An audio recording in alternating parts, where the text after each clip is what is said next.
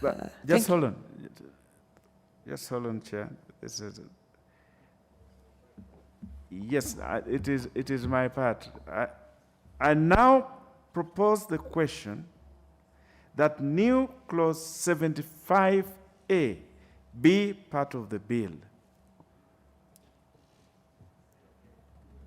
I now put the question that new clause 75A be part of the bill. Will as many of that opinion say aye? Aye. Will as many of the contrary opinion say nay? The ayes have it. New clause 75B. Chair? Thank you, Honorable Chair. I beg to move that new clause 75B by the Senate be now read a second time. And this is just outlining that the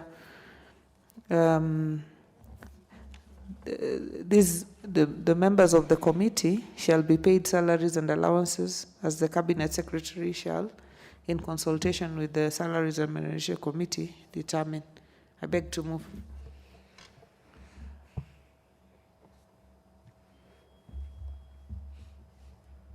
I propose the question that new clause 75B be now read a second time.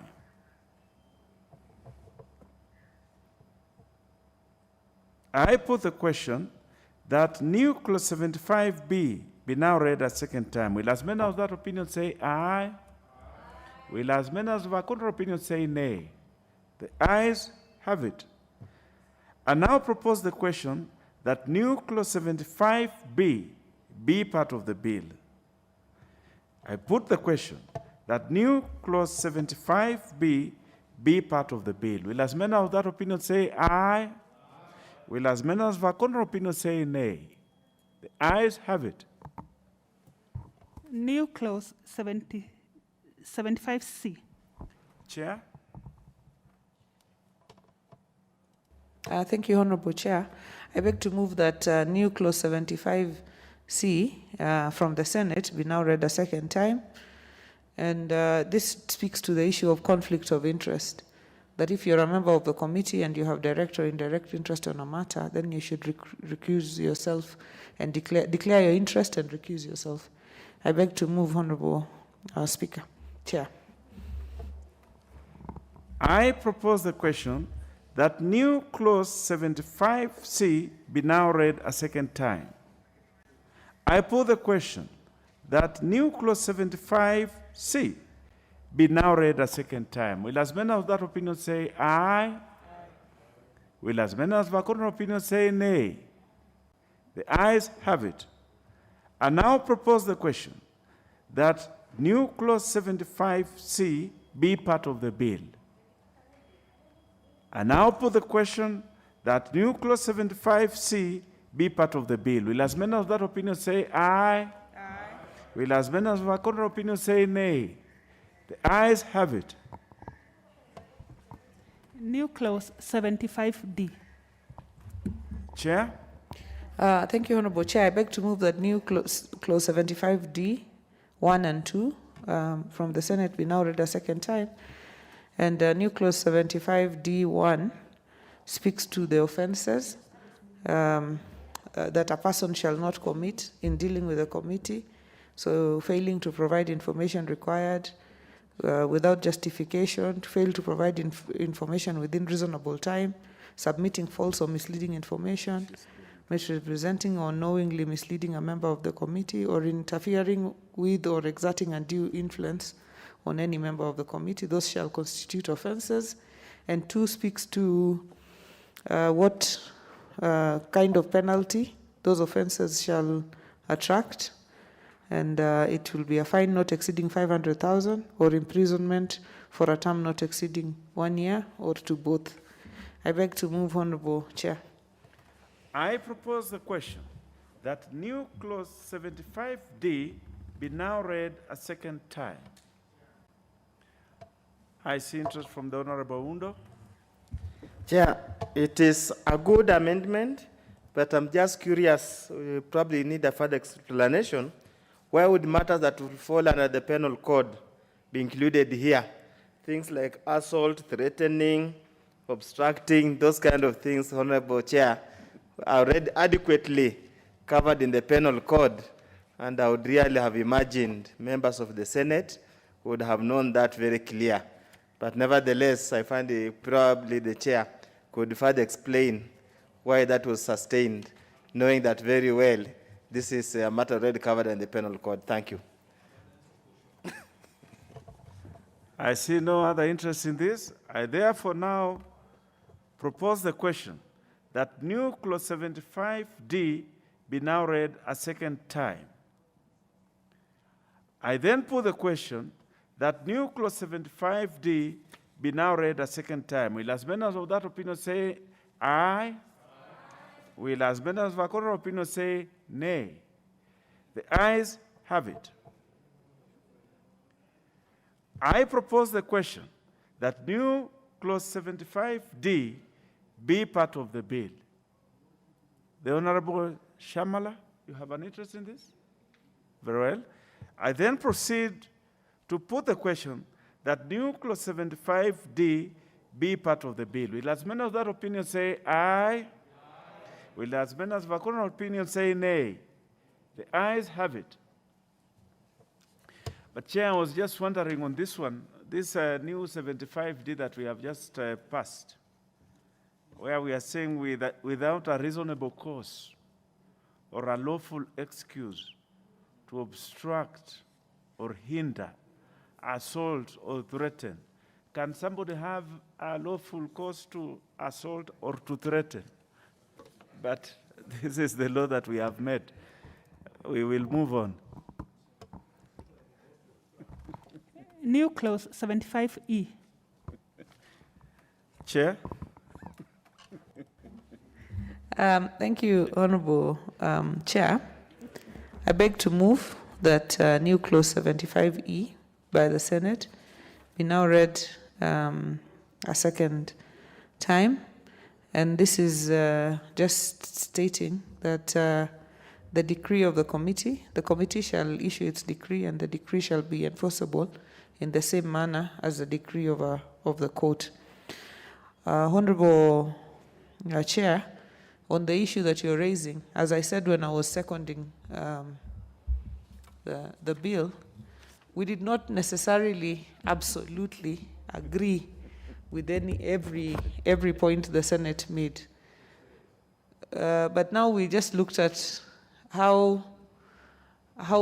whether these were fundamental enough to result in mediation. That's why we allowed some of the points to pass. That was the main consideration of the committee. Since a big part of the bill, this is a very, very big bill, it has some really fundamental issues. A big part of it was well done by this National Assembly. So we decided that this should not constitute sufficient grounds for mediation. So I will urge Honorable Undo to just bear with us and yourself, Honorable Chair, on these matters. Because if they were in our hands fully, we would have probably dealt with them here once and for all. I thank you, Honorable Chair. Very And I well, beg Chair. to move. Very well, Chair. I now put the question that the Senate amendment, just hold on, I'll have a retake on that.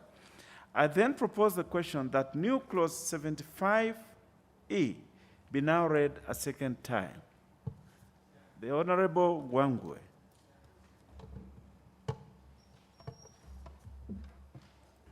Thank you very much, Honorable Chair. Honorable Chair, I wish to support this proposed new clause by the Chair.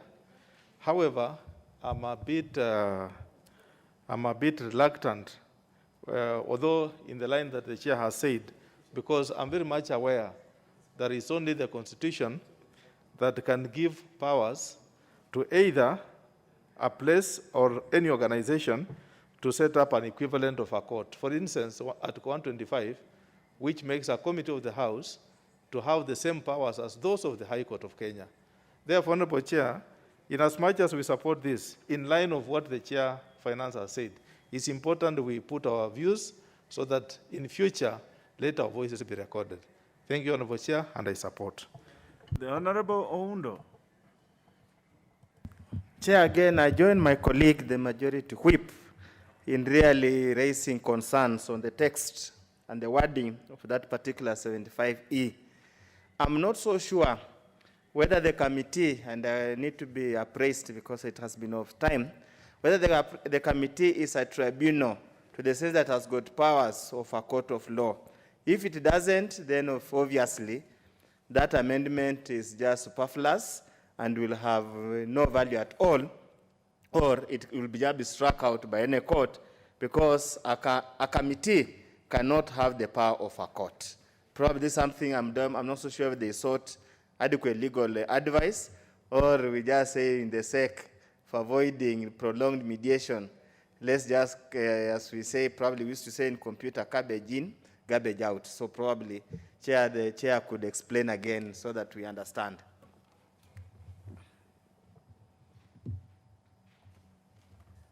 I see no further interest. I therefore now put the question.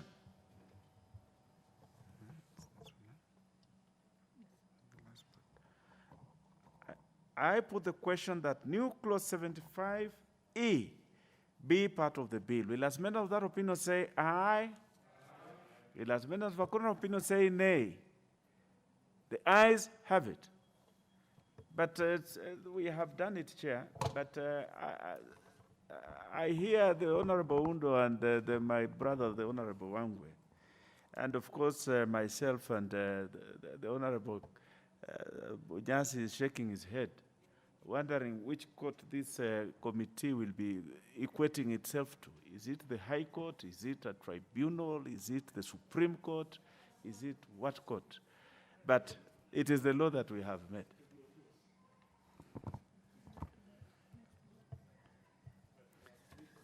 We have made progress. So, honorable members, I direct that now we consider the perpetuities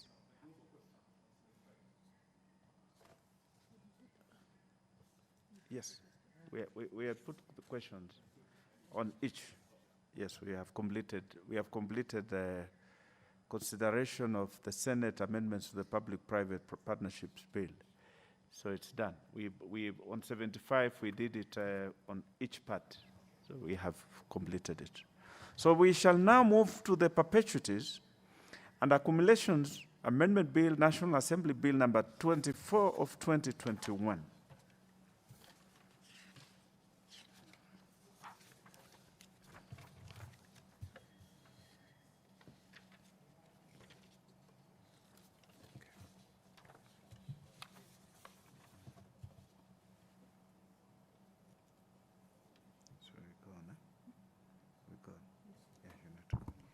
Clause 2.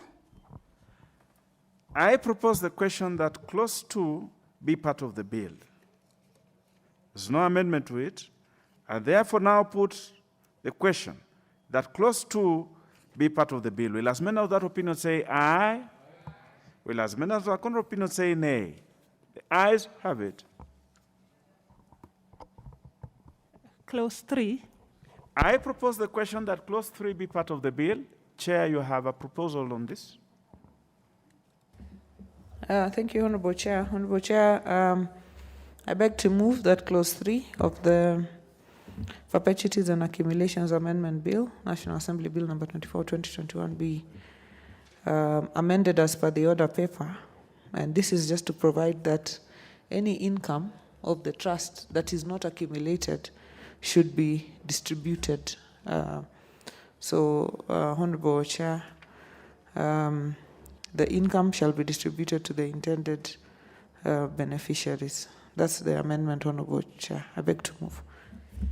Honorable members, I propose the question that clause 3 be amended as proposed by the chair. I then put the question that clause 3 be amended as proposed by the chair. Will as many of that opinion say aye? Aye. Will as many of that opinion say nay? The ayes have it. I now put the question that clause 3, as amended, be part of the bill. Will as many of that opinion say aye? Will as many of that opinion say nay? The ayes have it. Title. I propose the question that the title be the title of the bill. And now put the question that the title be the title of the bill. Will as many of that opinion say aye? Will as many as of a contrary opinion say nay? The ayes have it. Clause 1. I propose the question that clause 1 be part of the bill. And now put the question that clause 1 be part of the bill. Will as many of that opinion say aye? Will as many as of a contrary opinion say nay? The ayes have it. Honorable members, we are done with the perpetuities and accumulations amendment bill.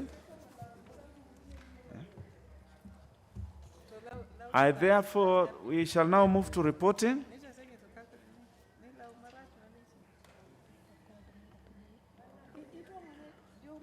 So I will call upon the mover to report on the Senate amendments to the Public-Private Partnerships Bill, National Assembly Bill number 6 of 2021.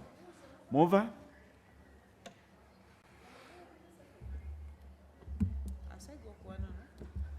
Honorable Chairperson, I beg to move that the committee do report to the House its consideration of the Senate amendments to the Public-Private Partnerships Bill, National Assembly Bill number 6 of 2021, and its approval thereof with amendments. Honorable members, I put the question, which is that the committee do report to the House its consideration of the Senate amendments to the Public-Private Partnerships Bill, National Assembly Bill number 6 of 2021, and its approval thereof with amendments. Will as many as of that opinion say aye? Will as many as of a contrary opinion say nay? The ayes have it. We shall move to reporting on the perpetuities and accumulations amendment bill, National Assembly Bill number 24 of 2021. Mover?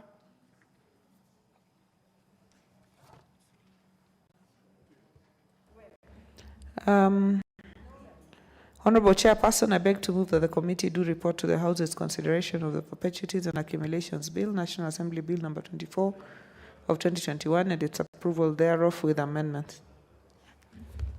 Honorable members, I put the question, which is that the committee do report to the House its consideration of the Perpetuities and Accumulations Bill, National Assembly Bill number 24 of 2021, and its approval thereof with amendments. Will as many as of that opinion say aye? Will as many as of a contrary opinion say nay?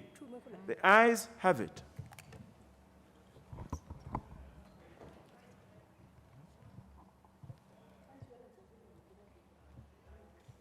At what time are we going to call her? Because we want to leave. Go prepare. Leave. To go to the office. Where for what? We are done now. Yeah. What's that? Mr. Speaker.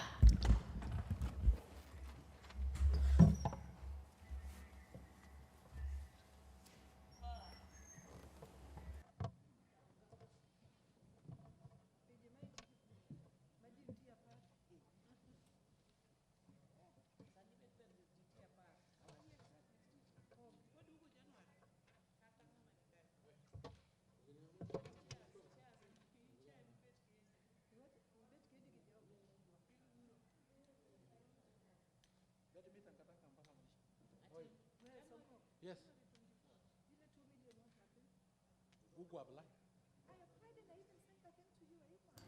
Honorable members, let's start with the Public-Private Partnerships Bill, and I now call upon the Chair to report to the House.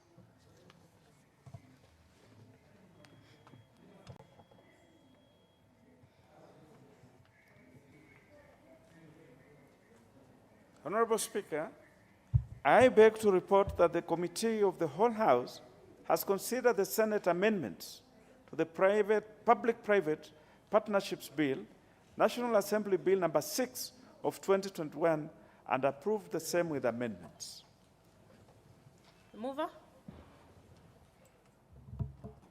Honorable Speaker, I beg to move that the House do agree with the committee in the said report. I also would request the Honorable Wangwe to second the motion for agreement with the report of the Committee of the Whole House. Thank you, Honorable Speaker. Honorable Speaker, I do second. Thank you.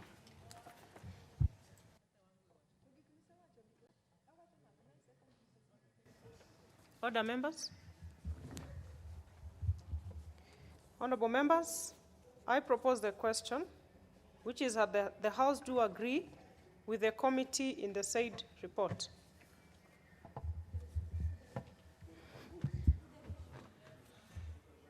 We will have to defer the putting of the question until the business comes back in the order paper. And members, let's move to reporting on the perpetuities and accumulations bill. And I call upon the chairperson to report to the House.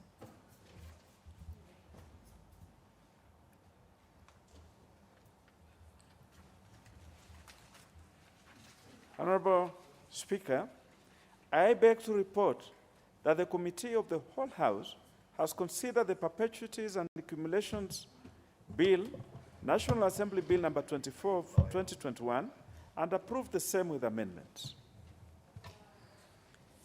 Let's have the mover.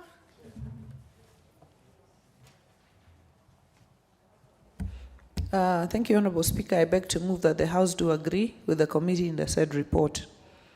I also request Honorable Rosa Buyu to second the motion for agreement with the report of the Committee of the Whole House. Honorable Buyu. Thank you, Honorable Speaker. I second. Other members? I go on to propose the question, which is that the House do agree with the committee in the said report. And on the same note, we shall defer the putting of the question until we have it next in the order paper.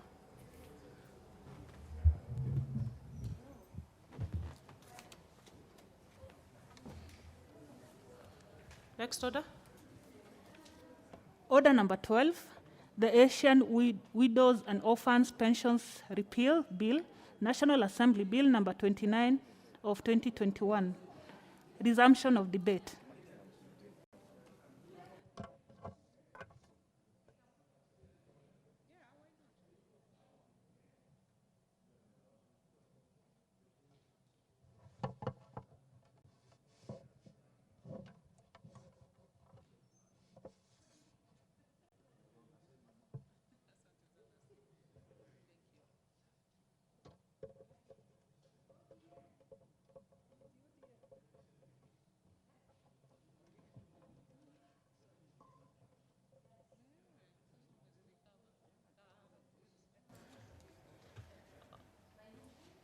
We are resuming debate on this motion, and I believe that the committee report has been tabled. Yeah, so we had a few members who had made their contributions. It had been moved, seconded, and we had 3 members, Honorable Kenta, Dan Mwashako and Edith Nyenze had contributed. So we can move on to Honorable Shamala. You want to speak to this? Honorable Shamala, you're on something else, huh?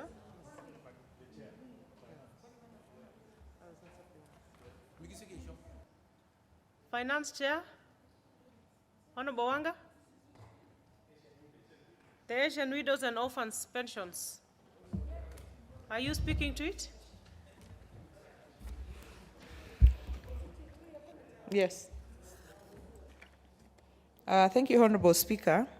Honorable Speaker, thank you for giving me this opportunity to make a contribution to the repeal of the Asian Widows and Orphans Pensions Bill.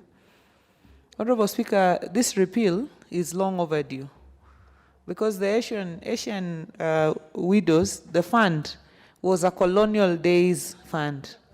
In fact, the last time this fund was ever operated was in the 1980s. It was a fund whose returns were being made back to the Crown in the UK. So, Honorable Speaker, since the 1980s, this Asian Widows and Orphans Fund has been dormant, but yet we have an active bill speaking to the issue of the fund. So, Honorable Speaker, I want to thank the Majority Leader for bringing in the repeal, because now, once and for all, we are going to wind up the Asian Widows and Orphans Fund, which is a colonial concept. Now we only have pensions for Kenyans, not separate pensions for Asians, not separate pensions for, Muslims, Christians, Hindus. This was discrimination of the old times. So, Honorable Speaker, it is a timely move to repeal that bill so that we all operate within the context of our pension funds, the NSSF, and other pension funds as regulated by the Retirement Benefits Authority. Honorable Speaker, one of the things that came up was whether we are able, our Special Funds Committee here is able to have a terminal kind of audit for this fund, so that we know whether the fund has any assets or liabilities, and what is the status of these as the fund is wound up. So one of the recommendations of the committee is to have, if it's possible, to have an audit, although there was still an argument as to whether we can bring back the documents from the Crown, from the UK, in order to be able to audit them. So this was put in as a proposal. We don't know whether it's practical, but it was put in as a proposal nonetheless. So, Honorable Speaker, this is a straightforward matter. For a fund that has not operated since the 80s, it is not useful to have an operational bill. So once again, the committee agrees with the Majority Leader in proposing to repeal completely this act, and so that we channel all our energies to the current pension mechanisms or social security mechanisms that the country has. So, Honorable Speaker, the committee gives its support to the repeal of this act and thanks the Majority Leader, and I also use this opportunity to thank members of the committee for putting in effort to ensure that this report is turned around within the shortest time possible. Honorable Speaker, I beg to support. Honorable Okwome Adipo, member for Karachuonyo.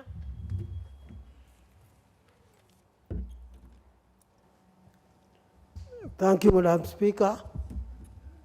I beg to support, because honestly, there is no need for this law to exist anymore in the books, because Asians are long gone, and that kind of pension arrangement is also gone.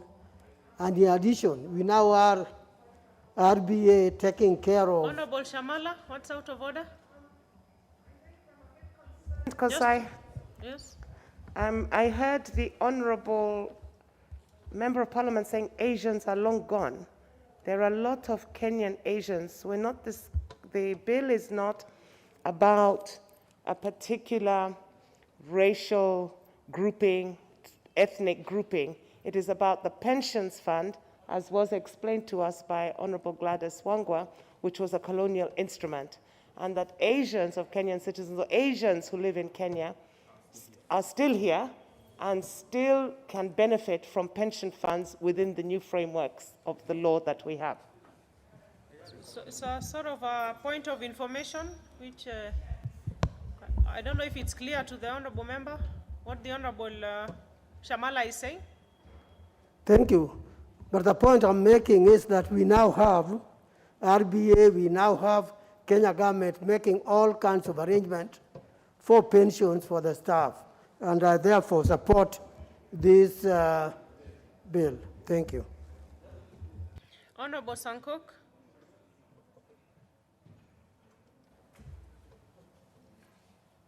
Thank you very much, Honorable Speaker, and incoming Governor of Narok County, for giving me this opportunity to support this bill. I know Honorable Wanga is very excited because you, the female members of parliament, will dominate the governorship in 2022. And most likely, one of you will be the chair of COG. So, Honorable Speaker, I support this one. I support this one, Honorable Speaker, because it is a move that is long overdue. And if a bill has been dormant for more than 30 years, I think it was just in good faith that the committee thought that it is good to do away with it. It's not only because of being dormant, but, Honorable Speaker, it was a kind of segregation and a kind of prejudicing against Asian, pitting them against other Kenyans, Honorable Speaker. Because if you have a fund that is specific to a race, Honorable Speaker, you are either saying that race is superior than the rest of us, or the rest of us are superior than that race. That is why we cannot use the same pension.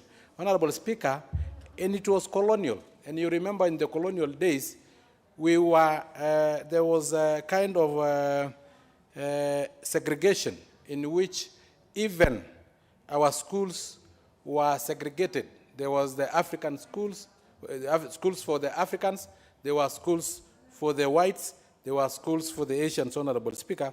That racial discrimination is what the whole world is against, Honorable Speaker. So if this committee thought that it should repeal it and do away with it altogether so that all Kenyans are treated as equal, Honorable Speaker.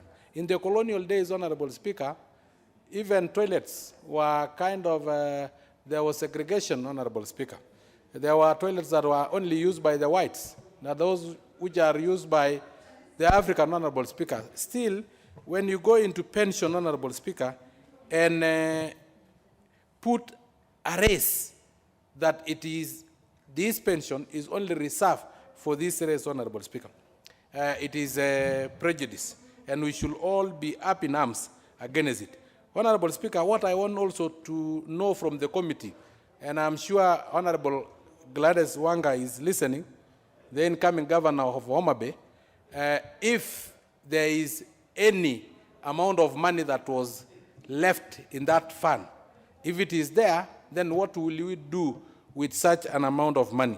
Will we reserve it for the Asians, or will we probably decide to give to the weaker members of our society, persons with disabilities, orphans, and vulnerable? No, we are saying it is a bill that deals with a fund. So we want to know the fate of the fund, if there was some check balances, if there was some bank balances, Honorable Speaker.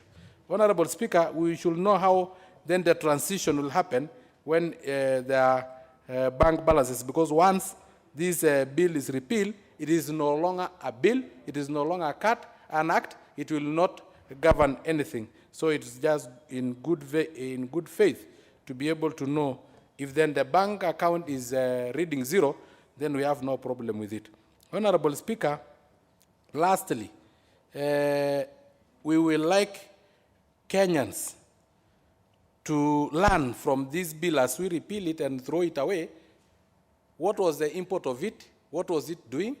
Are our current pension doing the positive things that probably this bill was doing in the late 80s and 70s? Was it serving that particular society, that particular race of the Asian?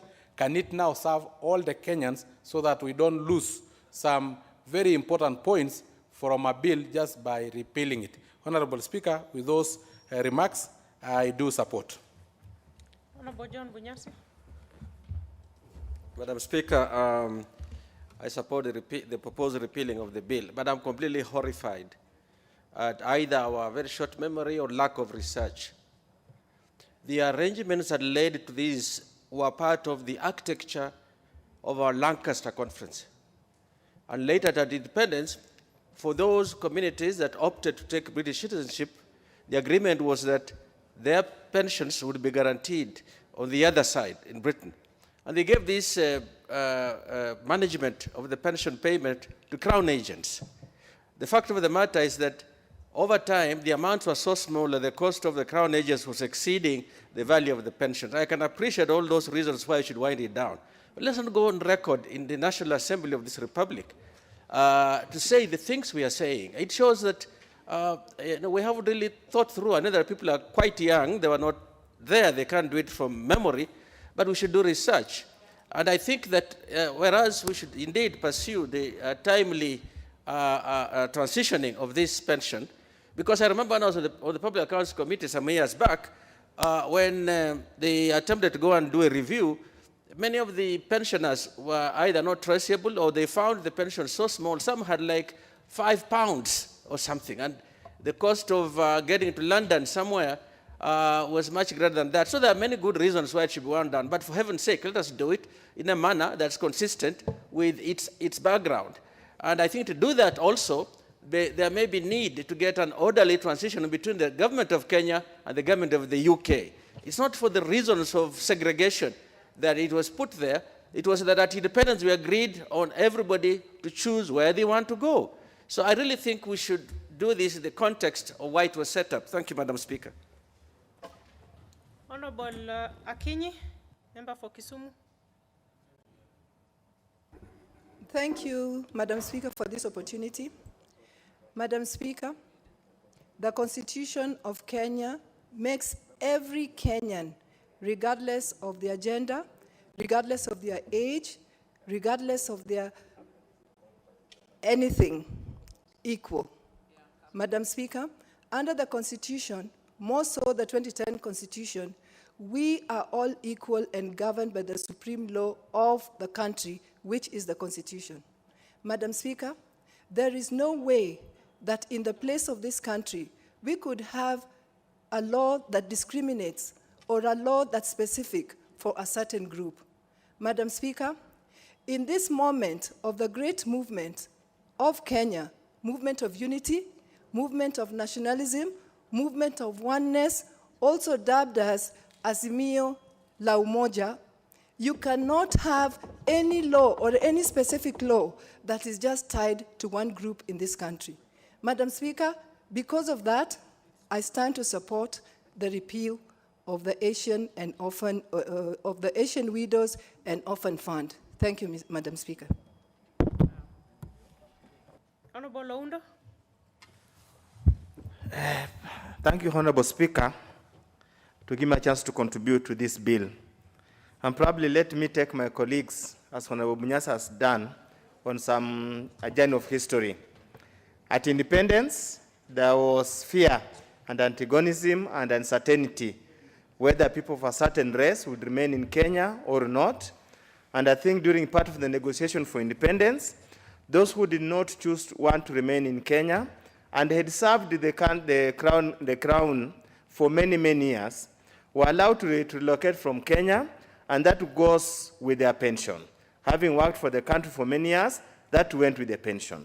Honorable Speaker, I sit in the Public Account Committee, and the issue of pension to the people living outside this country is becoming an audit query every single year.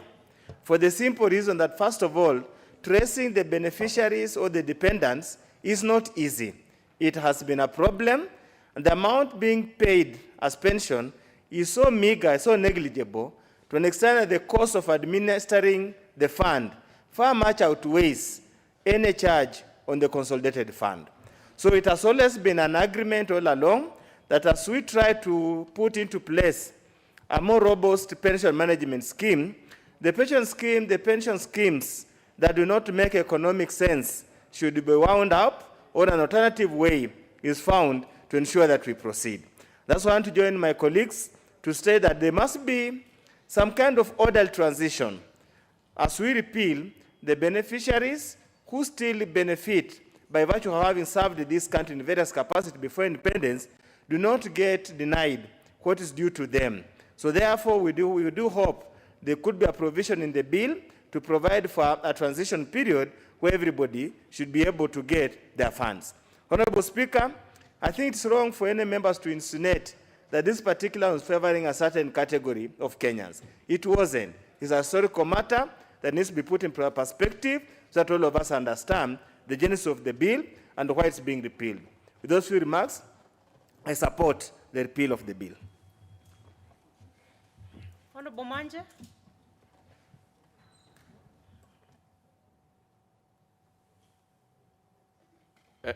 Thank you, Honorable Speaker, for giving me this chance. I want also. Sankok, why are you on intervention?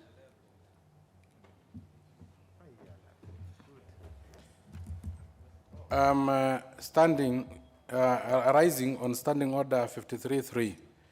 Please, I will request the Speaker to defer the putting of the question on this bill, on this motion. Pass on to Standing Order 53.3. Maybe later, Honorable Sankok, not at this point. Yes, I have seen there was no interest. Once we, Honorable Sankok. Yes. Since when did you become the speaker? How do you know? Thank you. Take your seat. Honorable Manje, continue. Mr. Sangoka I was speaking. I was there already.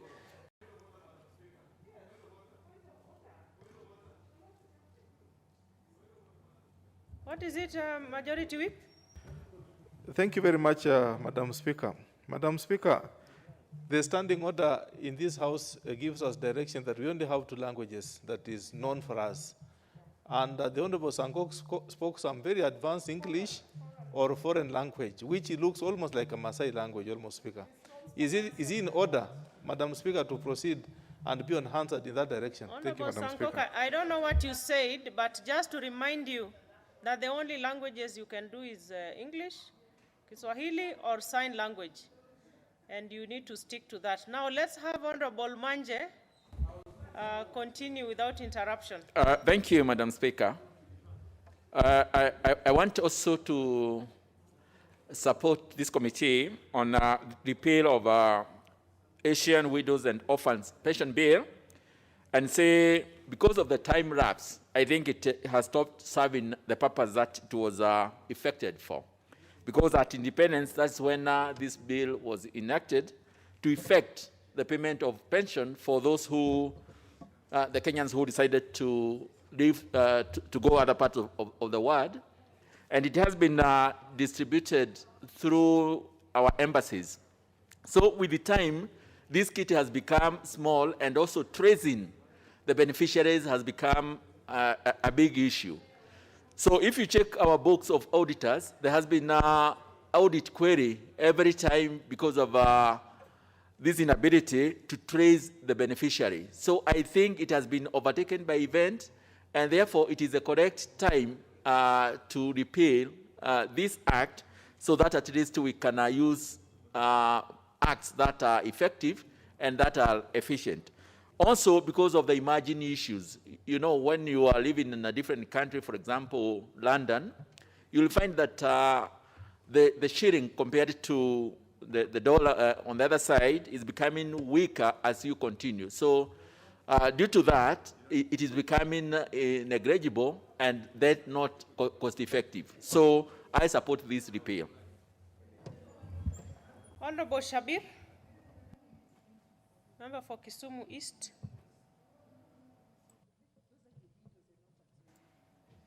Give the floor to Honorable Shabir.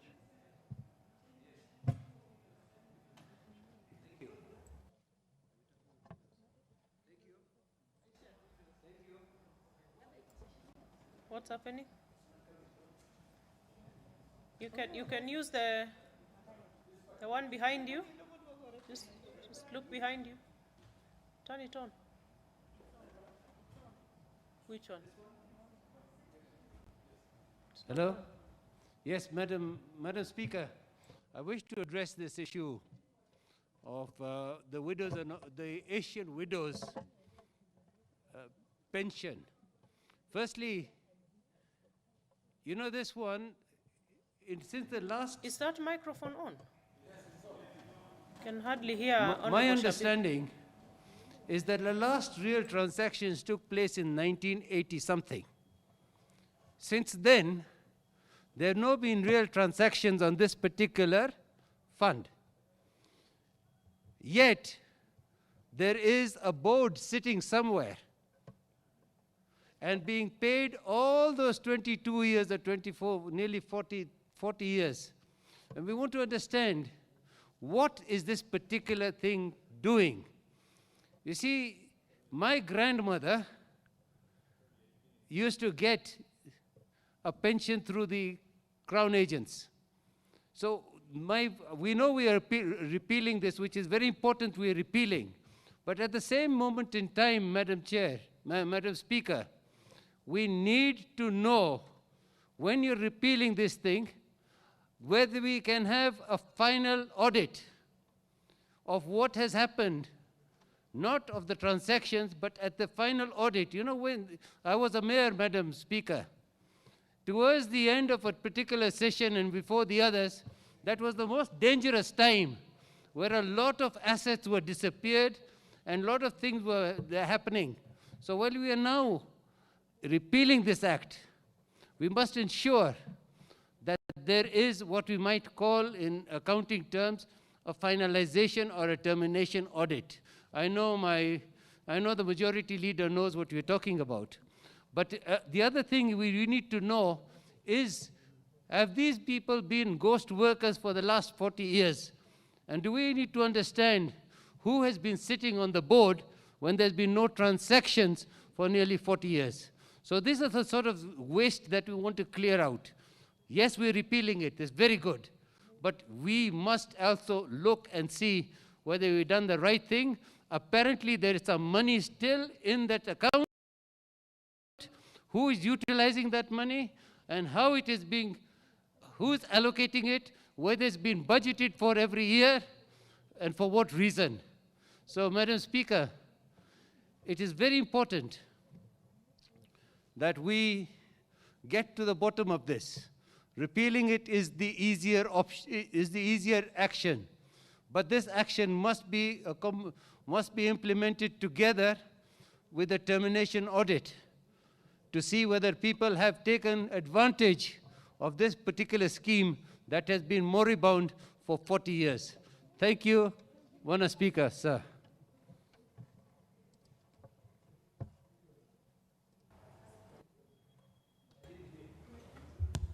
The Honorable Shamala? I've already spoken to them. You did not. You were not here. You just.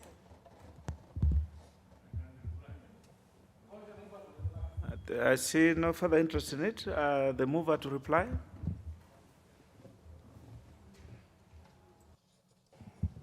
Thank you, Honorable Speaker. Honorable Speaker, I rise to reply to this motion. I want to thank members for the manner in which they've contributed. It's a simple, straightforward task of deleting or removing this from our statute books for laws that are basically dead and overtaken by time. And I just want to reassure members, including my friend, Honorable Shabir, that indeed the transitional mechanisms do provide for a review of what has happened, what's in the fund. Any amount due to the fund will be collected. Any amount payable by the fund will also be determined. And there's a time period of 1 year during which time all these reconciliations will be done, so that we don't just repeat an act and hang, there's some money in the bank, there's some people with, so the various mechanisms have been put in place within the law to ensure the smooth transition from this to the pension fund envisaged under the PFM Act. So I think that's really the only comfort I want to give members, that everything has been taken into account in terms of the worries, and we shouldn't have any issues as we repeal the fund. With those remarks, I beg to reply.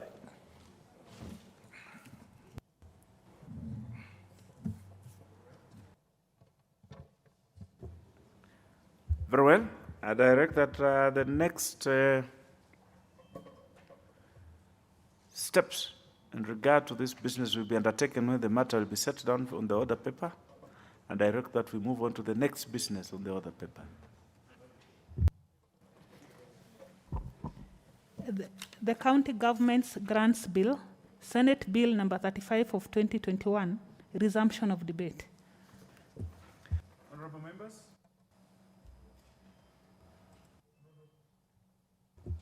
Honorable members, this business had been moved and seconded, and debate was to proceed. And the first member with interest in this is the Honorable Wangwe, the majority whip. Thank you, Honorable Speaker.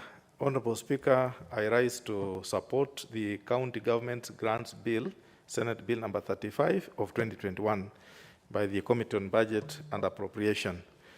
Honorable Speaker, I am a member of this committee. We actually went through this report before it was tabled today. And the report is comprehensive. It has informed members on actually the whole scale of the proposed bill. And therefore, Honorable Speaker, I second with a lot of information about it, Honorable Speaker. Honorable Speaker, the main gist of this bill is to set a framework, Honorable Speaker, on pursuant to Article 202 of the Constitution in terms of the conditional allocations for the financial year 2021-2022. Honorable Speaker, this is to facilitate the transfer of conditional and unconditional allocations made to counties under this Act from the consolidated fund to the respective county revenue funds and special purpose accounts, Honorable Speaker. Honorable Speaker, this bill provides a legal framework, the way I've said, and mainly it is touching on the grants and the donations for the 47 counties for an opportunity to utilize well the funds and obtained under the equitable revenue sharing funds, Honorable Speaker.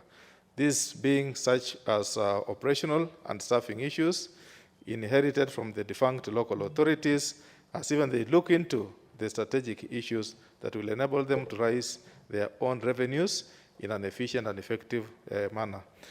Honorable Speaker, when you look at the various kinds of conditional allocations for the financial year 2021-2022, which we'll now be looking at in terms of the headquarters to various institutions, various counties, basically amounting to 332 million shillings. This going to Isiolo, going to Lamu, going to Nyandarua, going to Tano River, going to Tharaka Nithi. Honorable Speaker. Honorable Speaker, these conditional allocations, which will be for the leasing of medical equipment and shared equally among the counties at a rate of 153 million shillings. In total, Honorable Speaker, we are talking of about 7.2 billion shillings. Honorable Speaker, in this bill, the conditional allocations financed by proceeds of loans and grants from the development partners to each county government for the financial year 21-22, totaling to about 32 billion shillings, Honorable Speaker, which will include about 2.2 billion being World Bank funding, transforming health systems for universal care projects. Conditional allocation through the Ministry of Health is meant to improve delivery, utilization, and the quality of primary health care services with a focus on reproductive, maternal, newborn, child, and adolescent health at the county levels.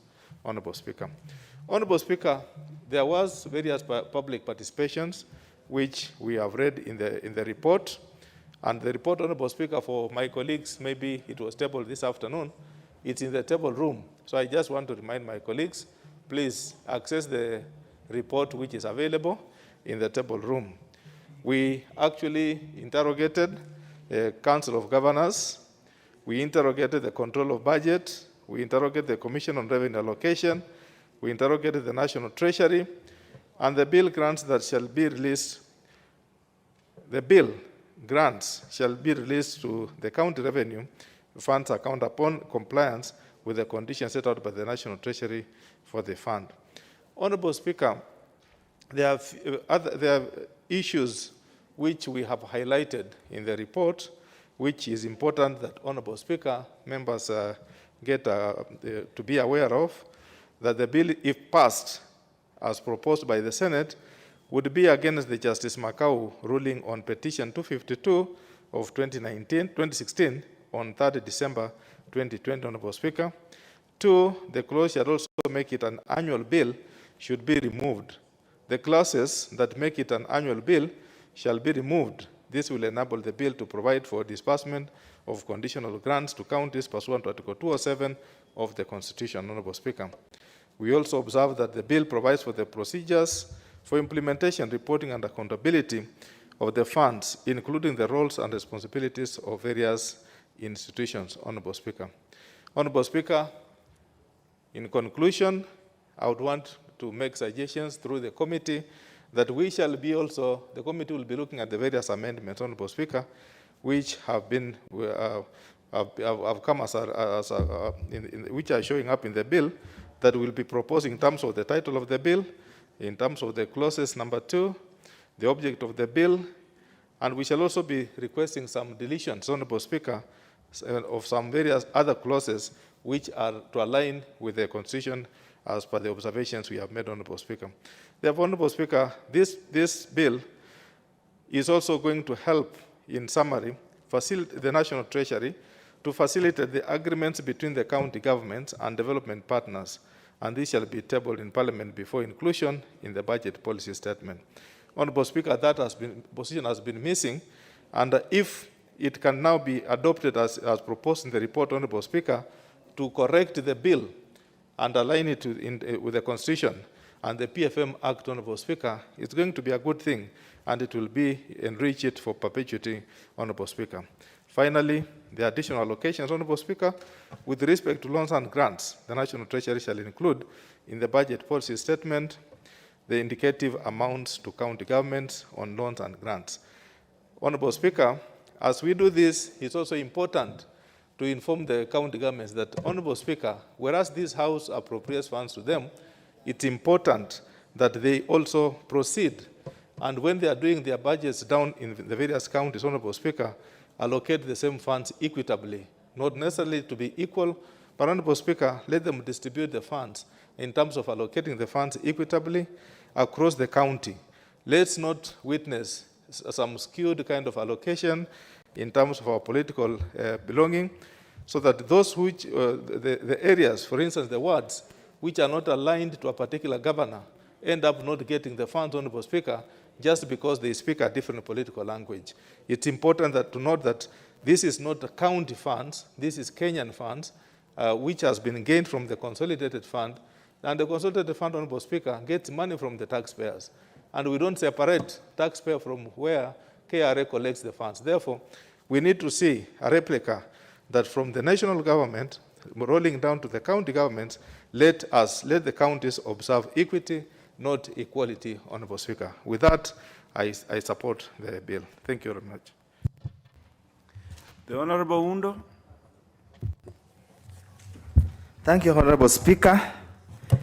When I peruse through this bill, I find so many contradictions. I find so many issues that do not really align to the Constitution. But Honorable Speaker, let's start where we started. Initially, the bill used to come one, but I think after the ruling by the High Court, it became necessary to segregate between conditional grants and unconditional grants. And this is meant for the national government to infuse or transfer funds to the various counties that address specific needs of the people of Kenya who live in those counties as a result of historical issues or as a result of emerging issues. For example, Honorable Speaker, a very clear example that the advent of devolution, many counties did not have decent headquarters. So over the years, the national government, through the Division of Revenue Bill, have always allocated funds for the purposes of constructing and completing those particular county headquarters. Honorable Speaker, obviously, universal health is central to this country. So therefore, many of us believe this might have informed the national government to basically transfer funds for the purpose of leasing equipment for medical services. Nevertheless, Honorable Speaker, looking at the bill, it is a progressive approach, but I would want to pick out a few issues. Number one, the title is again misapplied. The money being granted is both national funds and funds coming through the loans guaranteed by the national government. Based on the schedules provided, the ones coming in terms of loans are 32 billion. Couping 32 billion, those coming as conditional grants are 7.5 billion. So essentially, Honorable Speaker, these are not county-generated funds. These are funds generated by the national government and guaranteed by the national government. The bill, that is the title of the bill, must speak to that reality and not confuse Kenyans to believe that these funds that have been generated by the counties themselves, now they are sharing amongst themselves as if they generate anything much. That's the first issue, Honorable Speaker. Honorable Speaker, the second issue, if you read through the thinking of the bill, is that this is going to be an annual bill. I wonder, and I should have to ask, what happens in the any financial year the national government has no intentions at all to give conditional grants or to secure loans and disburse to the county governments? That is an area that needs to be addressed, and I do believe the committee and the legal team will help us address that particular concern, because this is actually the benevolence of the national government. It can choose to or not to. Because looking at the bill, Honorable Speaker, when they are making amendments to the Public Finance and Management Act, they are proposing under their clause 8, of their bill, when they are making amendments to section 42 of the Public Finance Management Bill, to assume that the Parliament shall consider division of revenue bill, the counter allocation of revenue bill, and a bill for the allocation of transfer of conditional allocation under Code 202 of the Constitution not later than 30 days after the bills have been introduced with a view to approving them with the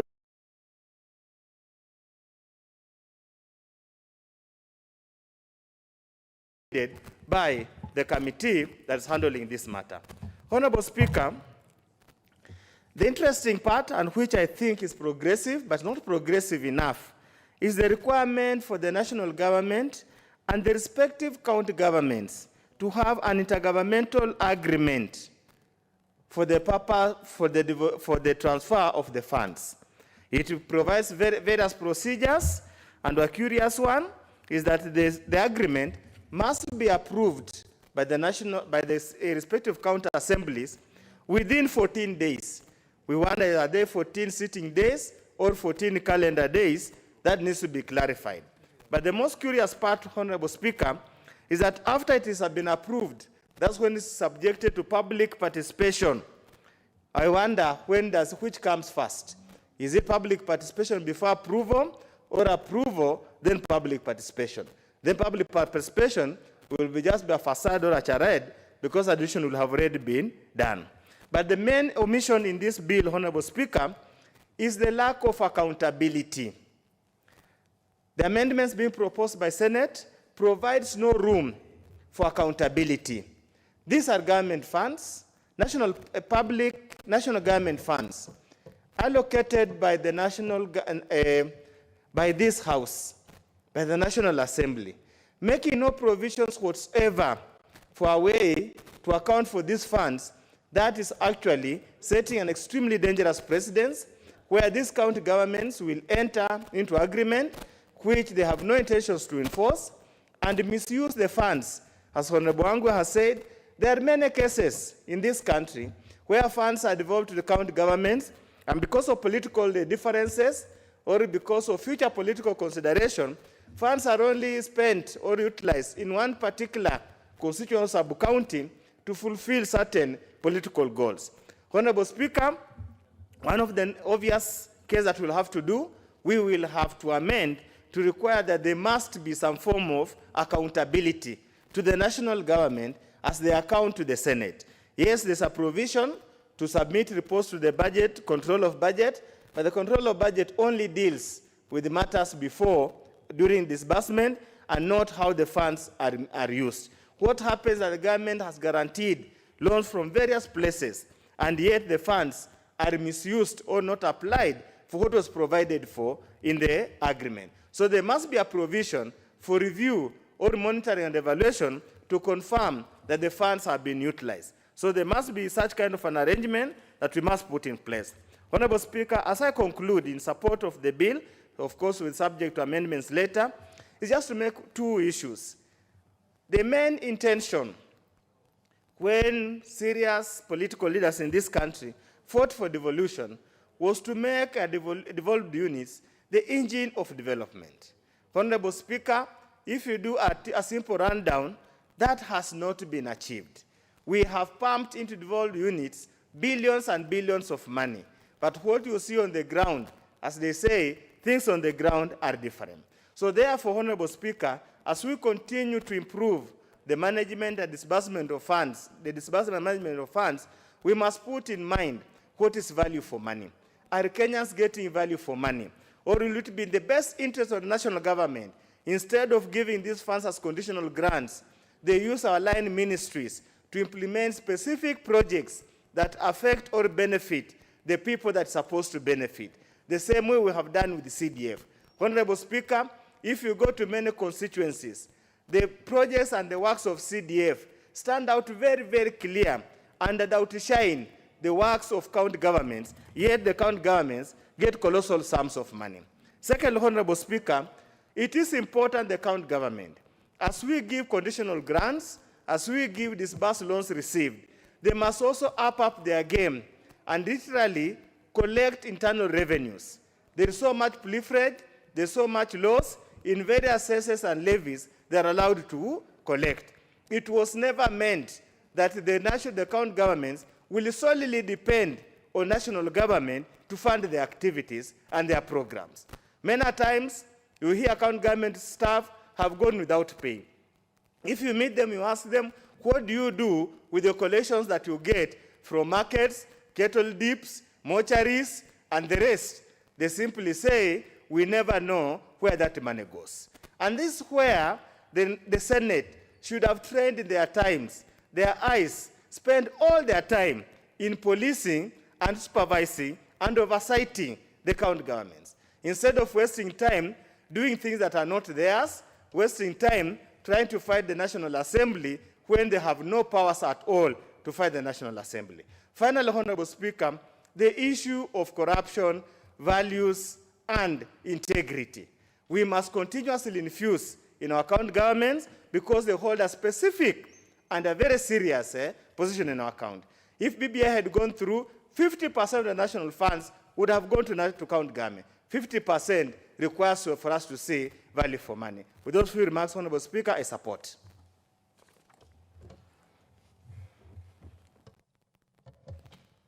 The Honorable Sankok.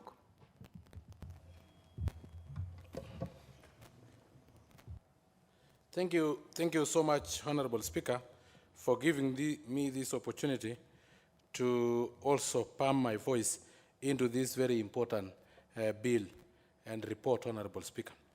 Honorable Speaker, the conditional allocation grant, which is approximately more than 7 billion per county, Honorable Speaker, is not chicken change.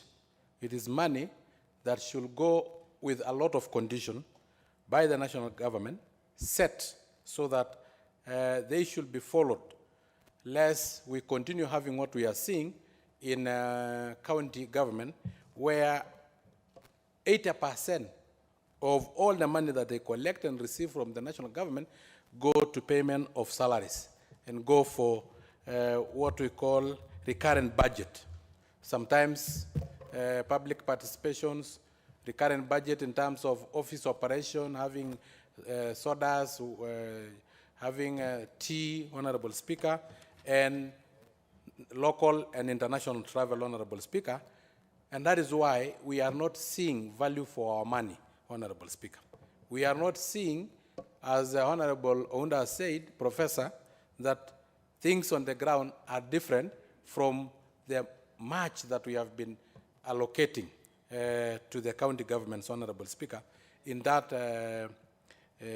allocation that we have been doing, Honorable Speaker. Honorable Speaker, I have heard from the bill, because I've gone through the bill, Honorable Speaker, that there will be public participation after approval. Honorable Speaker, talk of priorities upside down or downside up, whichever way you like to put it, but that is what they are doing, Honorable Speaker. And we need, Honorable Speaker, we need really to be very careful so that we will not do public participation in vain just to satisfy the requirement of our Constitution, but it will not add anything, because if you have already approved, then what is the essence of public participation? Supposing the public does not need it, supposing the public give suggestion of, very good suggestion of what is supposed to be done, but it's already approved the way it was, Honorable Speaker. Honorable Speaker, again, from that bill, it is supposed to be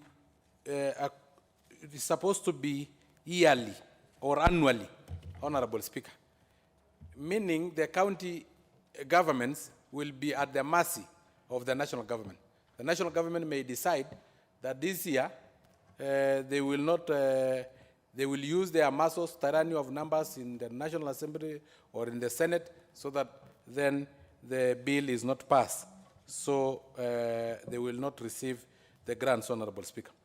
Honorable Speaker, we also want to check on the issue of equal distribution of this conditional grant, Honorable Speaker, so that, as other honorable members have said, we don't have distribution in terms of political patronage. Honorable Speaker, what I have in mind is a governor who have completed his 2 terms, and he have the intention of contesting in a single constituency within his county. Is, Honorable Speaker, naturally that he may be biased towards taking a lot of development to woo voters in the constituency that is intending to contest, Honorable Speaker. So, Honorable Speaker, we really need to be very careful on this so that the bill include some of these very important additions that we are putting in, Honorable Speaker. Honorable Speaker, the other issue is the Senate. And Professor Unda have said that the Senate, this is your work. It is actually that you should oversight counties. But the Senate have been very amorphous in terms of what they are supposed to do. That is why earlier I said that it is an amorphous political civil society. It's like an activist club that is just there. Honorable Speaker, you can imagine them summoning even the Interior Security Minister, summoning the Foreign Affairs Minister, Honorable Speaker. And they understand, according to our Constitution, Schedule 4, what are their mandates, Honorable Speaker. One of their mandates is to oversight the counties. And oversighting the counties mean they should not only be recipients, but also they should be generators of income through collection, Honorable Speaker. Honorable Speaker, but don't think that they are not collecting a lot of revenue. They are collecting. In Narok, Masai Mara Game Reserve is one of the biggest tourist attraction site throughout Kenya, Honorable Speaker. Honorable Speaker, we also have sand. We also have building stones, Honorable Speaker.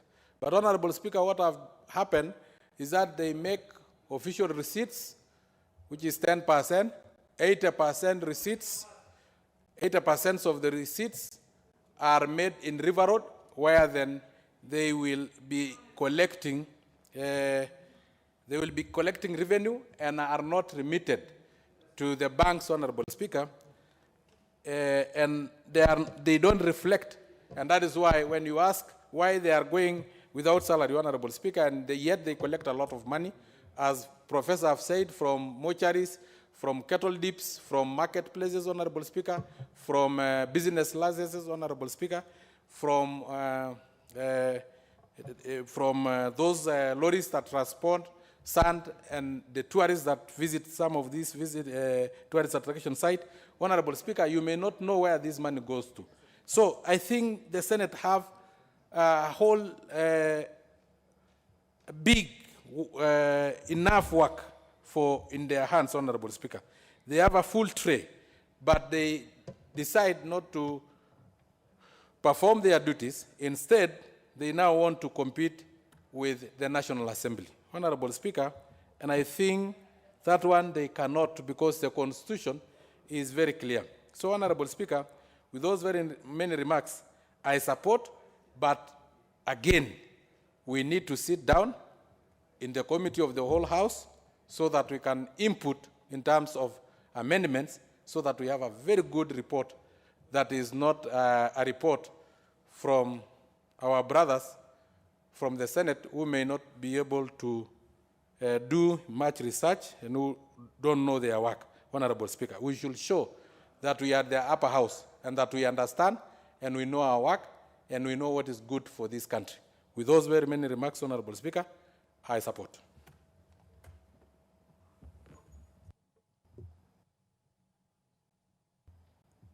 The Honorable Sankok, I do not think that the Senate doesn't know its work. I'm sure they know their work. It's just that sometimes they overreach, which is normal for people to want more than is really theirs. But I'm sure they know their work. The Honorable Shabir, member for Kisumu East. Thank you, Speaker, sir. Speaker, I want to take on from my colleagues. The County Government Grants Bill. The purpose of this bill and the object is to put together a framework to provide for Article 202 of the Constitution for conditional allocations and to facilitate the transfer of conditional and non-conditional allocations. That's what it says. When you look at the attachments, you can see the problem. The problem of conditional grants is exactly that. It is a conditional grant. And if the conditional grant must be accepted or rejected by the county. If I look at this document, Mr. Speaker, sir, at the last page, it says every county in Kenya got 153,297,872. For what? For conditional grant leasing of medical equipment.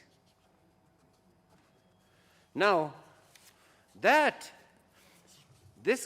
particular bill has not addressed the point of what if you are being given a conditional grant that you do not wish, you do not think is value added for money. This particular one, which was medical, I know for a fact that certain counties said we didn't want it. Yet here, in the first schedule, it shows every county has actually been given that conditional grant. The question really here, and I can't see it anywhere, is what happens if a conditional grant is given to you and you use it for something else? It's not here. Then, under one of the sections here, which I don't, it tells you the rest of them, conditional grants are IDA World Bank Transforming Health Systems for Universal Healthcare Project, IDA World Bank Credit National Agriculture and Rural Inclusive Growth Project, IDA Kenya Climate Smart Project Agricultural Project, EU Grant Instruments for Devolution, Advice and Support. It's about 14 of them here.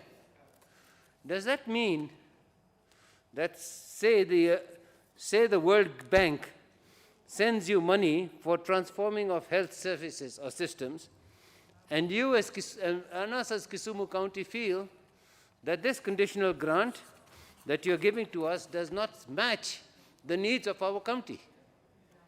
It appears that this is an automatic thing, that whatever the conditional grant is, it will be divided by 47 and given across the counties. So I can't understand the logic of this thing other than the fact that by way of this bill, and I agree with my brother Songkok, either we... Sakok, beg your pardon, sir. I beg your pardon. I'm so sorry about it.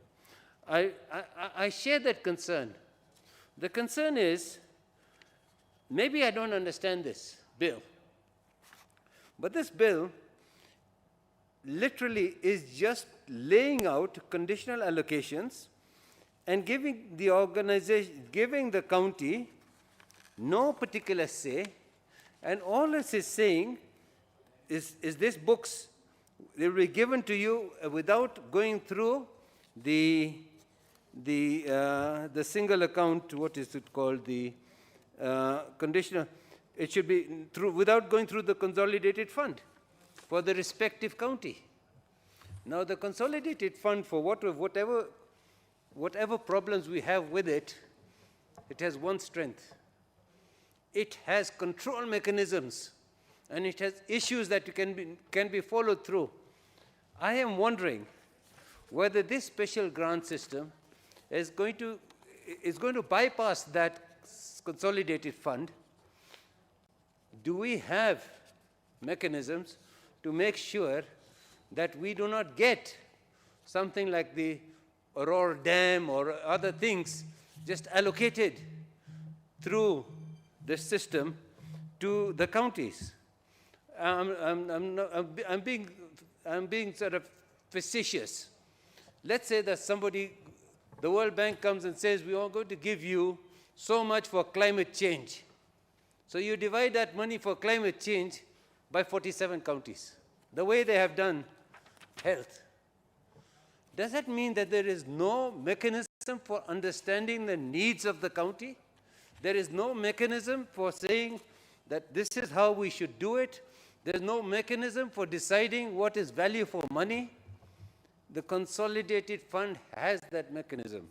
So either I'm taking a very simplistic view that the Public Finance Management Act, it says they require it to be amended by section 42 by substituting and putting a new section that the Parliament shall consider the division of revenue bill, county allocation of revenue bill, and the bill for allocation and transfer of conditional and non-conditional allocations under Article 202 of the Constitution no later than 30 days after the bills have been introduced.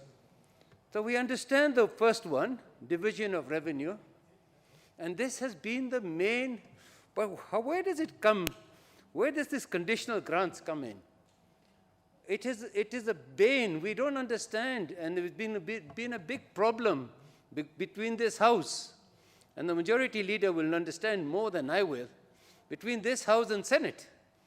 So I'm wondering, if this bill has come over here, should we not send it back to Senate and say, listen, we don't understand exactly what you want, because they don't tell you exactly what you want. They're just saying that we want to give this exemption, so this bill, this money of conditional grants shall not go through the consolidated fund. It will go directly. Who will decide? What are the mechanisms for looking after that money? And one of my colleagues here has also raised serious concerns. So, Mr. Speaker, sir, I do not support this bill. Thank you. The Honorable Mwali Ombithi, member for Masinga.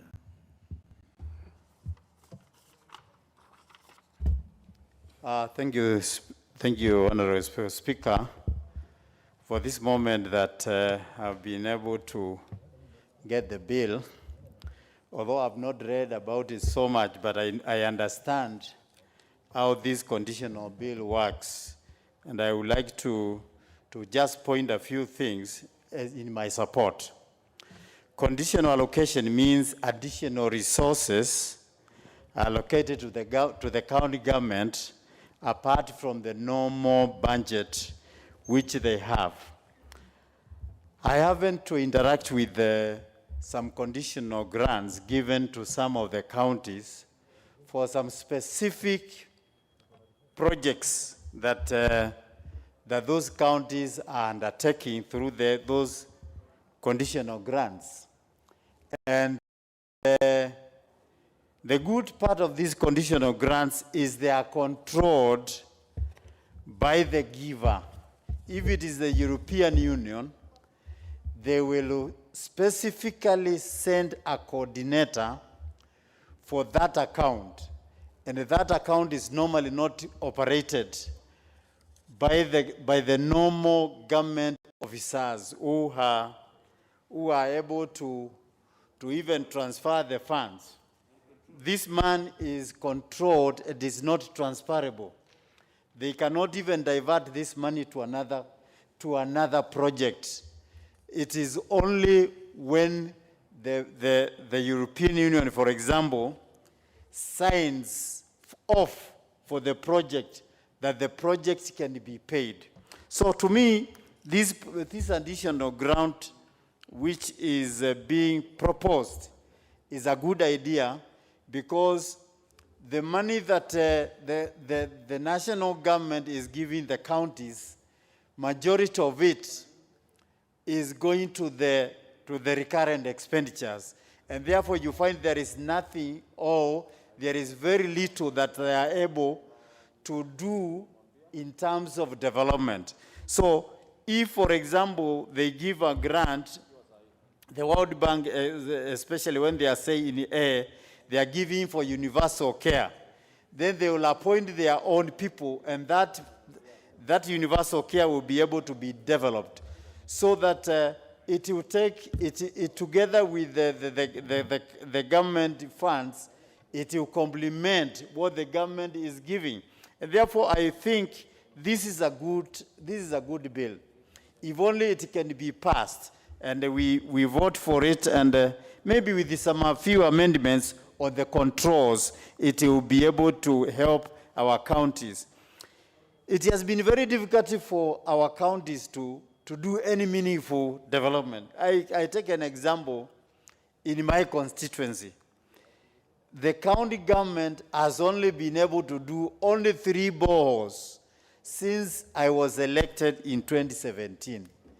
And that means if there was some conditional grants that given to the counties for water, for universal health care, even the hospitals could be stocked with some drugs and also be improved. Build some maybe mortuaries. For example, if a person dies in my constituency, they are transported to another constituency, because there is the entire constituency has no mortuary, because the county has no extra funds even to build one. So to me, I find these funds to be very useful, and we as Parliament, I will wish that we support that the bill goes through, so that even the partners that are willing to give the conditional grants can go ahead. With those few remarks, I support.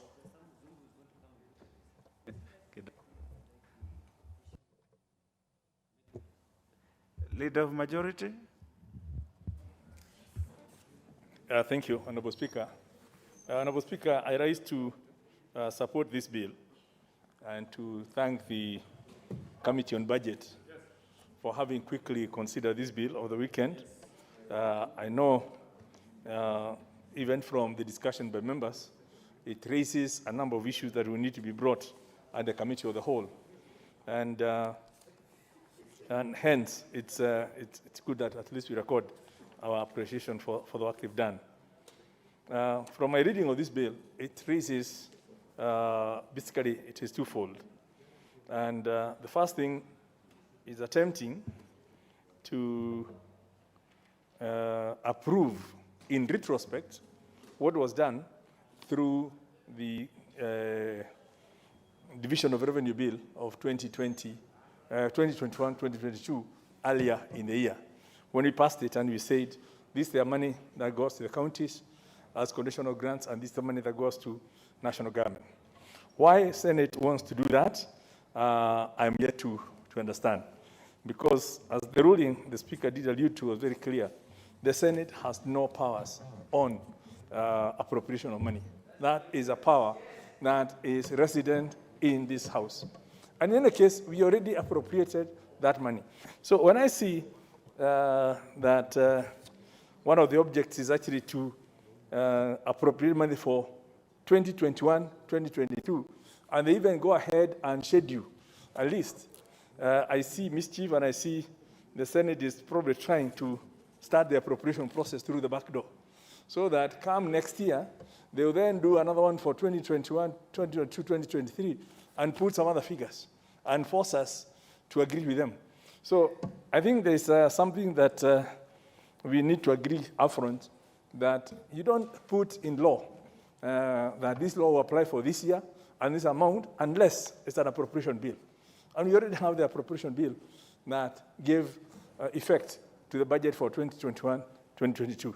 So I think that's one of the things that I want to see how the Budget and Appropriation Committee will handle that, so that when we come to the Committee of the Whole, we should delete all references to 2020, 2021, and just leave the generic issues in terms of this is how you appropriate laws, conditional grants to counties going forward.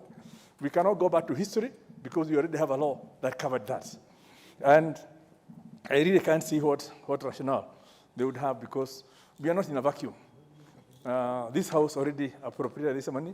This money has already gone. And now, even now, trying to schedule and put within the law, these are the donors and all that. Supposing one of them changes, what are we going to do? Bring the law here to come and start making amendments? Because the funding agencies that have been scheduled in clause 4, if any of those was to fall off after you pass the law, what happens, right? It's in the law, and you're basically saying conditional grants must be received from these people and sent. This is poor drafting. It's obviously something that an overreach by the Senate, and perhaps there's a misunderstanding. We'll give them the benefit of doubt of their mandate and what they're going to do. Because according to what I heard, is there was a court ruling that kind of said we should not mix the division of revenue with conditional grants. But that does not mean that we go back. And why 2021, 2022? Why not 2020, 2021, and before? But so that's my first concern. And I would wish that the Budget Committee does bring that amendment to remove any references to the particular year of allocation for a year, which we have already allocated through the laws as given in this country. Be that as it may, I believe the second bit, to facilitate the transfer of conditional and conditional allocation made to the counties, flows very well, and barring any reference to the year, it's something that we commend them for that. Now, when we devolved, some people are not quite sure when we were talking of devolution, whether we meant decentralization of services as can be done through the district forecast for rural development in those days. But when we devolved functions, it was, giving functions to counties, giving them money and the decision-making ability at the local level. And this takes place within the framework of the county integrated development plans, which then involve the people in public participation in terms of what are the priority needs, what do they want done, and then, so they involve from that angle. But when we now come, that's for purposes of utilizing the national revenue that is shared through the Division of Revenue Bill and allocated to the counties through the County Allocation Act. But these special grants are actually specific to specific counties. And I want to correct the impression that I had that it's money that is equitably shared. No. When a specific funding agency decides that they want to fund some climate change issue, they might just look at where the water towers are, where it best can mitigate climate change issues, and we'll find projects in that area. And hence, it's not about equity, it's about where the people want. And what is becoming very clear is that these conditional grants cannot be used for anything else. I served in the Education Committee, and I know there was $2 billion that we kept on being sent to the counties for purposes of helping, infrastructure grants to the youth polytechnics and the TVETs under their care. And most of this money ended up being used by the governors to pay for their salaries because it was delayed. But the money that was there for to upgrade these facilities was then used. And I think this law now takes care of those things that we are basically saying. When you receive money for a specific purpose, it's designated for that purpose, and you cannot use that for anything else. You cannot commingle that money with others, because we know money is fungible.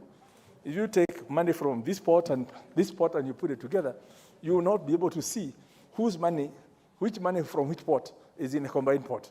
So it's only through systems and legal frameworks that we can be able to say, you have received this money for healthcare, keep it for healthcare, and only use it for healthcare and account it for healthcare. So I think I can't overemphasize why we did this. I know Senate perhaps has major limitations. When you look at Article 96 of the Constitution, it basically talks of Senate having oversight over the national revenue that's been allocated to the county governments. It doesn't talk about expenditure. It doesn't talk about the own revenue raised by the counties. So Senate can only oversight the national revenue that has been appropriated to the counties. And it's not even very clear what that oversight means. Whether it's to ensure that Treasury has sent the money, because it doesn't talk of expenditure. If it's expenditure, it would have been very clear, and I think we tried to bring that amendment within the Building Bridges Initiative, Constitutional Amendment, to just make it very clear, as an amendment to Article 96, that Senate shall have oversight over the national revenue and expenditure thereof, as well as own revenue and expenditure at the county level, so that at least they then have something to do. Granted that our devolved structure gives that power of oversight to the county assemblies. The governor appears before the county assembly, presents his budget, presents his county integrated development plan. They are approved by the county assembly. The budget is approved by the county assembly, and hence he's obligated to actually report an account to the county assembly. But again, when you look at the Constitution, there is some lacunas in terms of where there is that direct link in terms of how the governor is supposed to account to the county assembly. And we've seen cases where the governors have been choosy. When they think they are better friends in the Senate, they will go and try to appear before the Senate. When they think the Senate matter is hot, they will then go and appear before the county assembly and then claim double jeopardy relief. And hence, the matter disappears in between those two. So this is a good law, and like we are saying, I do hope we will enrich it further to also bring in, because conditional grants, those conditions don't just mean what you can use the money for. I will foresee a situation where Treasury should actually be giving a grant and saying, we will give you this money on condition that you raise 10% and demonstrate you've raised 10%, then you get the 90%. So that we can incentivize the county governments to actually make this own contribution towards the development project, and they can own the project. Because right now there's an ownership issue. Projects are funded through the national government. They don't care. The Ministry of Public Works is given the responsibility to go and set up those headquarters. The Nyandarua County headquarters started in 2003. Right now, I think it's still at slab level.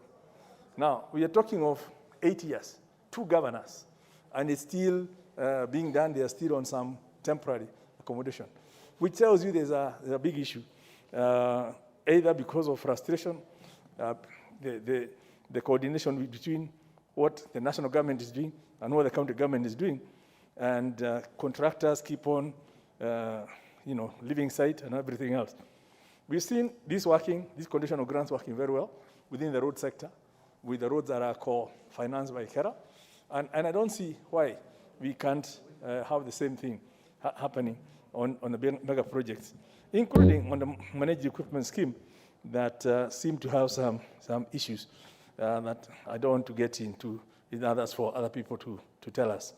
So Like I said, I'm in total agreement with the generic text, with the generic objects of this bill, but I'm totally opposed to the inclusion of references to the allocations for 2021 and 2022, including the schedules thereof, which are attached to this bill.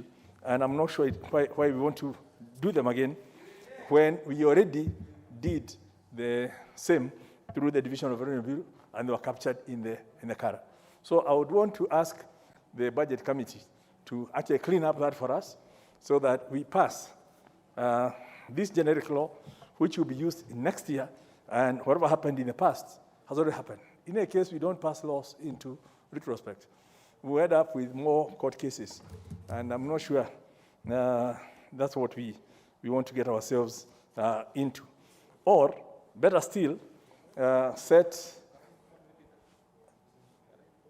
yes, I'll take the information. No, you wish to inform the leader of majority? Thank you, Honorable Speaker. With lots of humility, to inform your boss on mic is not very good. But since he had spoken on the numbers in terms of preparing a document in retrogressive, I just wish to inform the leader of majority that the numbers which are in the document simply make the benchmark. They have been used to guide on how the document is supposed to look like in future. They are not meant, Honorable Speaker, to be retrogressive in terms of the law, but to set the base against which we are going to, the bill is going to appear in future.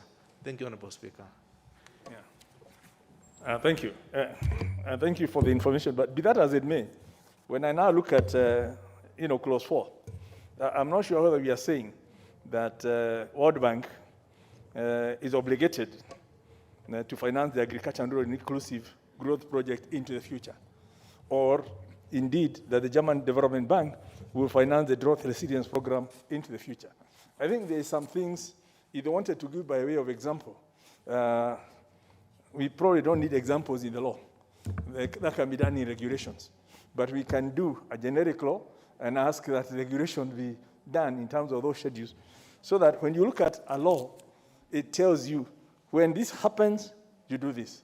You don't start saying seriously, leader of majority, and going by the intervention by the minority whip, these figures have been put here as an example. No. I don't know. Proceed, leader of majority. That would be very interesting. Indeed, from the title, the long title, says very clearly, an act of parliament to provide for the additional allocations to county government for the 2021-2022 financial year. Additional allocations. Now, the issue of additional allocations is within the framework of the National Assembly. We are the ones who appropriate the money, not the Senate. And if we continue with this, there's no reason why they cannot come next year and say we now want additional requirement. Then we'll be dragged through like we did in the past. So this is my issue, but I want us to interrogate. Perhaps they have a reason for doing it, but I would want to be convinced that indeed we are not talking of reopening the appropriations as we did without the framework of the Article 2 of the Supplementary Act, Appropriation Act, which is what I see happening through the back door. So, Honorable Speaker, like I said, we have time for this, and we can look at it together and see what is the rationale. If it's by way of example, then we can say example. But in an example, you don't then put specific people. We can say this is the template of how it will be, but without necessarily the figures.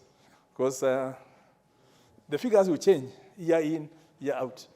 The Germans may want to find out something now, but their funding priorities might change in the next year And if you already put them in a template, you are basically saying we are expecting some money, which is not guaranteed. You know, so I think that is the framework, the rationale with which I'm saying we look at this bill afresh and clean it up, and then we can pass it so that as we go into the new budgeting cycle, we will use the new law to now how the money is in terms of this is 370 for national revenue, which is looks like a number that's been agreed. And then this is the money that will go through conditional grants. So much will go to this county and for this purpose. That I have no problem.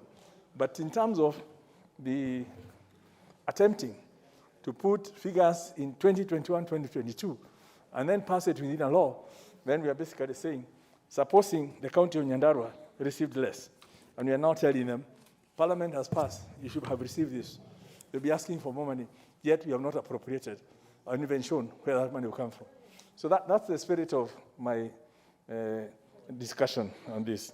So, Honourable Speaker, like I said, the generic part is good. It's only when we come to the numbers, and usually they say the devil is in the detail. Those numbers could mean a lot if you don't take care or understand why they've been put there. And, you know, we are told in West Africa, a toad does not jump in the daylight for nothing, unless something is chasing it. So we need to just know what's chasing our toad to have these numbers coming in. With those remarks, Honourable Speaker, I beg to support with those reservations.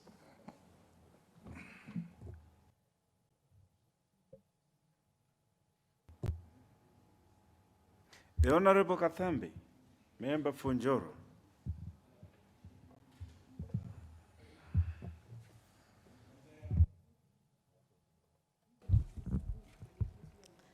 Speaker, thank you very much for giving me this opportunity to add my voice to the bill, the county government grants bill.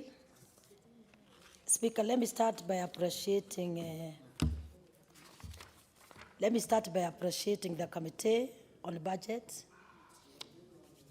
in relation with the appropriation of funds. And the Speaker, my just few points is to appreciate the proposed grants and loans, but also, Mr. Speaker, I think my main concern will be just to mention, when sometimes we talk about public participation in this country, it is taken for granted. Therefore, my first priority to say that when we are talking about these loans and the grants, it's my push that the county government will be taking the serious responsibility to make sure that the public participation has taken place and in the right time so that people can give their views in relation with the entire matter. Also, Mr. Speaker, let me also take an opportunity to say that as I was trying to appreciate this document, and I've gone through what is proposed in relation to the loans and the grants. I was going to the matters of health as usual, credit, rural inclusivity, smart agriculture, devolution, water sanitation, primary health, Kenya drought resilience program, emergency locust response, informal settlement improvement. The Honourable Chepkone. The Honourable Chepkone. Yes. Is that mask useful to you? I had a point to which I was to come up with the speaker. No, the mask. Yes, there must be a point I'm just coming up with. No, I'm asking about the mask where you're wearing it. It's useful.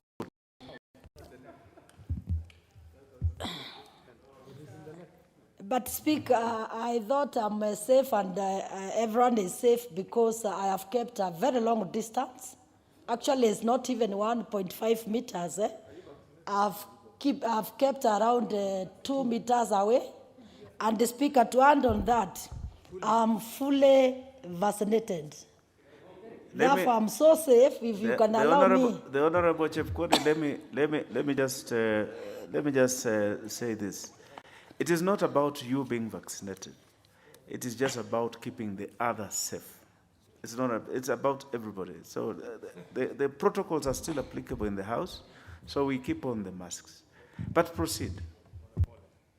Thank you, Mr. Speaker. And actually, I've kept all my colleagues safe because I'm very far from the majority, the whip, and also the noisemaker behind me.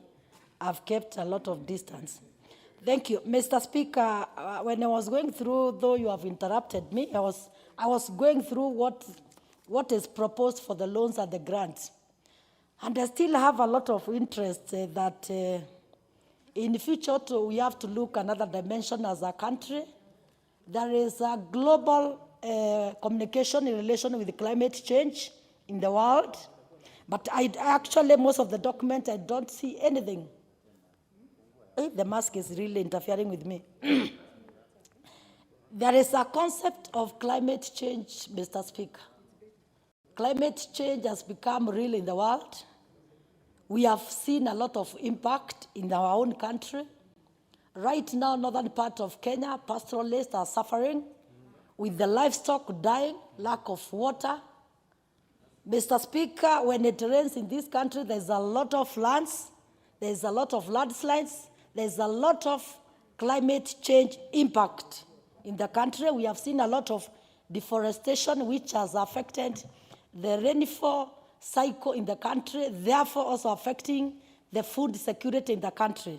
Therefore, Mr. Speaker, when I was going through this document, I realized there was nothing in the concept of the climate change, which is also affecting our country. And I hope in future, we are going to, as a nation, like the Committee on Budget, also to be seeing these loopholes so that we can come up with a way to make it, to contribute to our country. And in relation to that also, Speaker, it is also good to say that recently in the United Kingdom Climate Change Conference, His Excellency the President was also giving the concept of what the country is doing by Kenya is going to have a program of stopping deforestation in the country. Therefore, in that climate change also, Mr. Speaker, I was saying, as we try also to talk about how to increase forest cover in the country, which has a positive impact in our country, that's why I'm saying this document, I actually saw nothing about it. That way it also became a matter of concern that in the future, let the Committee on Budget see that loophole. Therefore, I was saying, as we are talking about all these fantastic grants and loans being proposed, I have also an interest to message to pass to our governors. We have a challenge in this country whereby we can meet some governors. When they get money, they can sometimes do intentional action of taking money to their strongholds, ignoring other areas where probably they did not get votes. Therefore, we are also thinking that what we should also push from our governors to do is to ensure that there is fairness of distribution of these grants and loans to the respective ones in this country.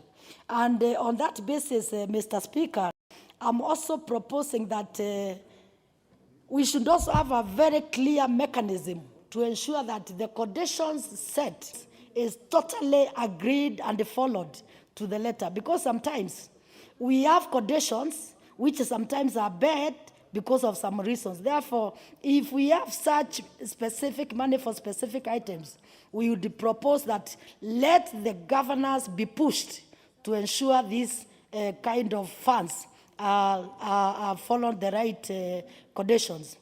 And my last point, Mr. Speaker,